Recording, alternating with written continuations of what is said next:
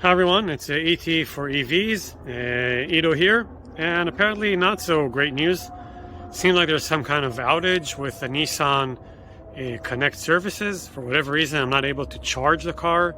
You can see here there's some kind of constant indication. It's blinking here, but it's not charging. I called them earlier today and they said that there was some kind of outage. I'm not able to connect to the to the application itself. Reset didn't help.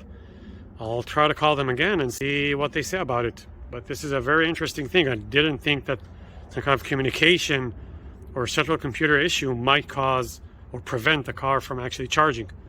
So I'll update with whatever happens here. Thanks.